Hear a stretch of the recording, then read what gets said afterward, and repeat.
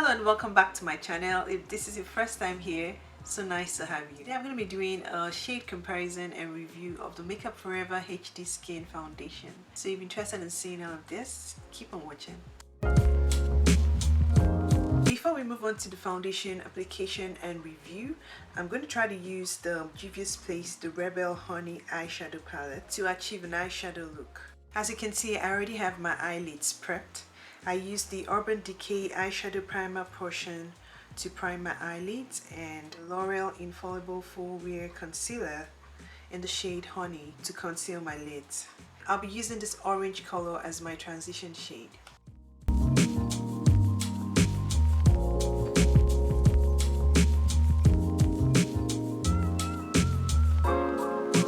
Now I'm going to use the brown shade and place it slightly under my transition shade. I'm going to be bringing this brown color down to the half part of my outer lid while I blend it back and forth.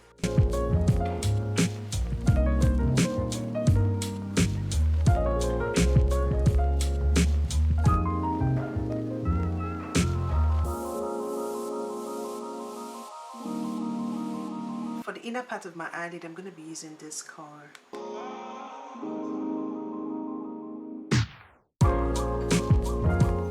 Now I'm going to try to use the shimmer shade for the inner corner of my eyelid.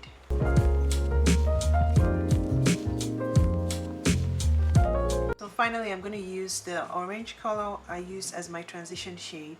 I'm going to try to blend the color out once again.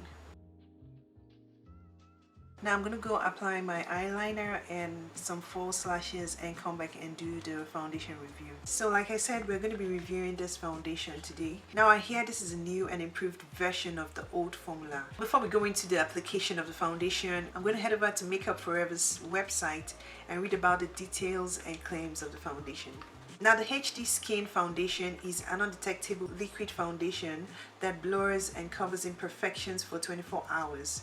It is powered by a micro skin system that syncs with the skin for true to skin finish. This foundation comes in 40 shades and it is $43. It also comes in 1.01 fluid ounce. It's supposed to instantly blur and cover imperfections. It is a natural finish. It is waterproof and sweatproof. It offers a medium coverage. It's long wearing and best for oily, combo or normal skin. Now finding my shade was a bit difficult. I watched some videos and I think I may have made the right choice, judging from the videos I watch. So this is what the foundation looks like most of us already know. And I got the shade 4N68. Comes with a pump as well. A lot of people really love this bottle design and color, so I think it's really cool too.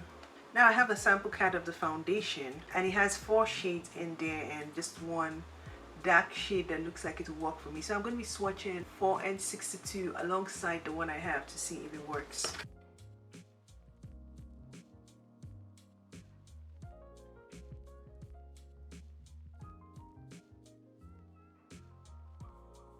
So 4N62 and 4N68. This looks like it's going to work best, the 4N68. I'm tempted to do a side-by-side comparison.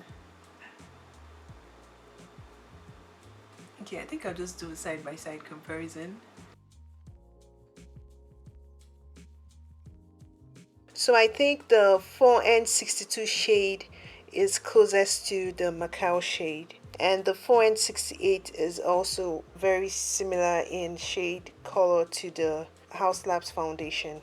To prime my face, I'll be using Makeup Forever Pore Minimizer Step 1 Primer. This primer has a faint smell. It's supposed to visibly smoothen the skin and diminish the appearance of pores. As I apply it to my skin, I notice it's very blurry and it feels very lightweight. It doesn't really have a smell, or the smell is very faint.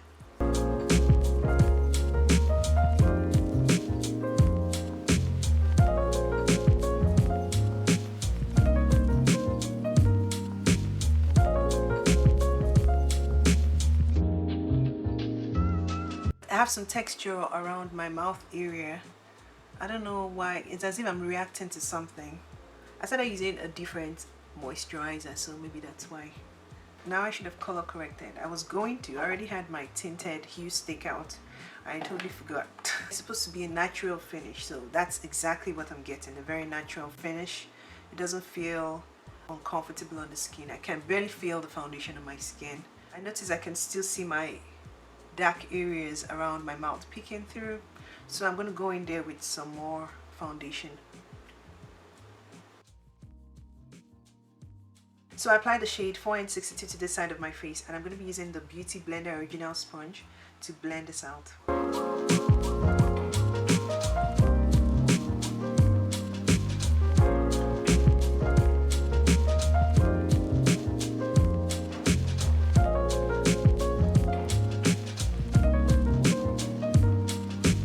I'm going to go in with some more.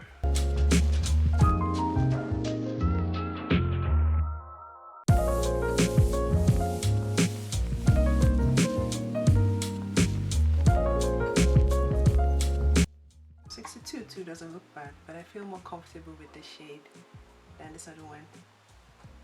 Okay guys, I'm done applying both shades. So remember, I applied the shade 4N68 on the side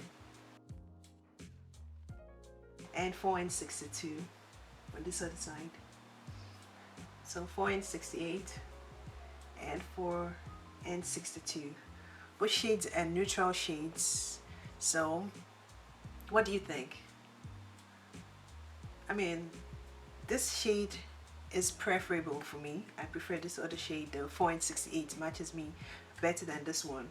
But it's obvious I can wear both shades, right? Like, you wouldn't even be able to tell that I'm wearing two different shades. So I am very happy I bought the shade 4N68. Even if I hadn't done that, that's the shade I would still go and purchase after doing this comparison. I like the finish and the coverage of the foundation.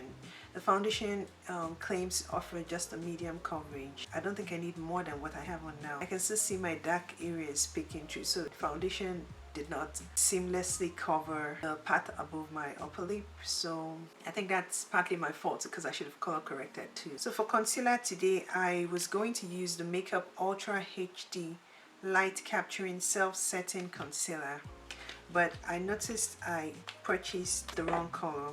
I purchased the shade 44, which looks pretty light. So what I'm going to do is apply the Rare Beauty concealer, this one. This is in the shade 430W.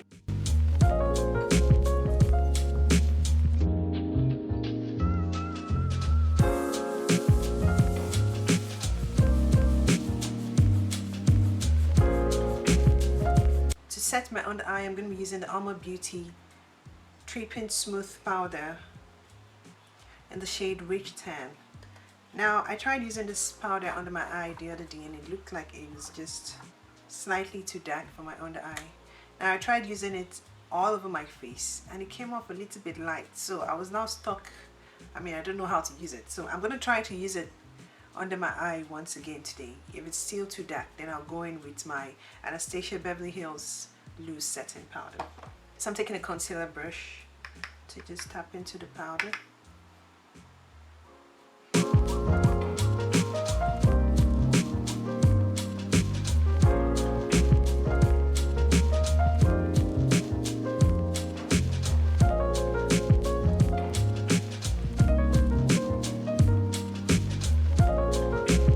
Okay guys, so the reason I wanted to use this powder is because of the reviews I read about the powder, and I don't think those reviews are lies at all, because the powder, as you can see, is very blurring.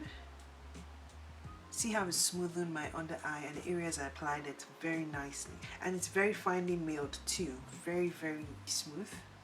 So the powder does everything it claims to do, and I'm super impressed, but it still is not very brightening for my under eye, which is why I'm going to go into a brightening powder, or a powder that's lighter than the other one. That powder is brightening, but I got a wrong shade, so I'm going to go in with my Anastasia Beverly Hills Loose Setting Powder in the shade Deep Peach.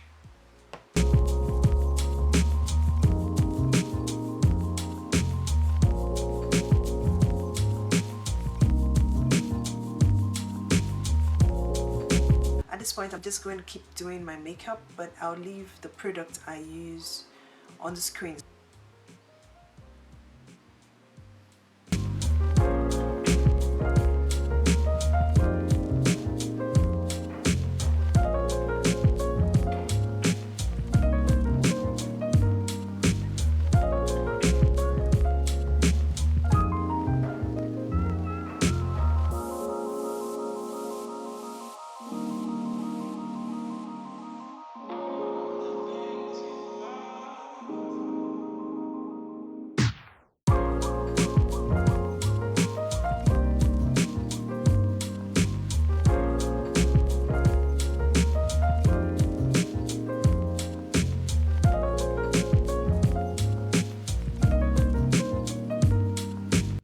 highlighter is very beautiful. It's very subtle too.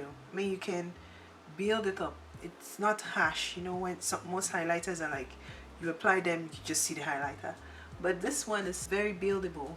Ooh, I like it. Wow.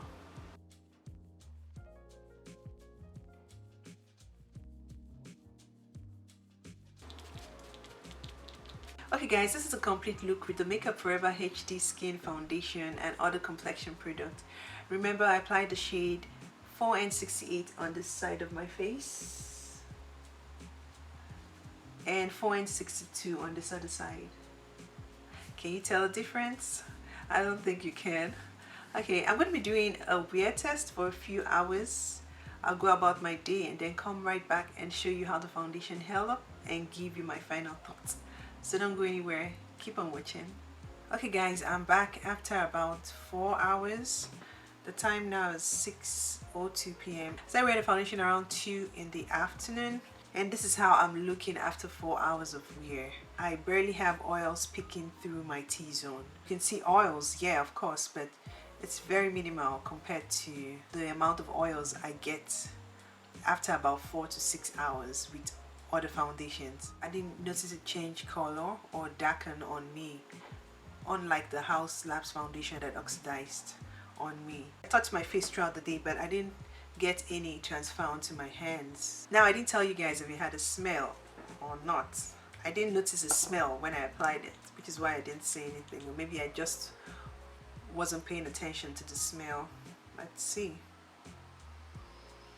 Oh wow, it has a smell, a strong one at that. It has a very nice smell. I don't think it has fragrance as one of the ingredients, but it smells it has a very sweet smell to it. So, but why didn't I notice it? I probably wasn't paying attention to that aspect of the foundation, which is why I didn't notice it. Now basically the foundation claims to blur and cover up imperfections for up to 24 hours, right? Do I agree with the brand about this? I think so. Now, even though I can still see my pores, I can say the primer and the foundation really helped to cover my imperfections. It did help to blur my pores and give my face a smoother look or smoother complexion. As you can see, it did a good job blurring my imperfections. Even if it didn't do that completely, it actually did a good job blurring my imperfections. I'll go with this any day. I know with some other foundations I can still see my pores. My pores are more enhanced than I am seeing now. So kudos to the foundation brand for coming out with this product that is really helpful. I think everything it claims to do is spot on. Like I said, the foundation stays put. It feels and looks like a foundation that is going to hold up for up to 24 hours, like they said. I don't feel any separation on my skin, so I think this is a pretty remarkable foundation to purchase. If you're looking for something lightweight, not too heavy, something that stays on all day, something that looks flawless, especially for those that do not have skin concerns, you really love this foundation because it's going to make you look even more flawless. I also recommend you apply your skincare and primer before you use the foundation to give it a better chance of looking flawless on your skin. Okay, so this is where I end my review for today. For my subscribers, thank you for coming back to support me and watch my videos. For those who are new here, I hope you consider subscribing. Don't forget to like and leave a comment in the comment section below. Until my next video, have a blessed night and stay safe.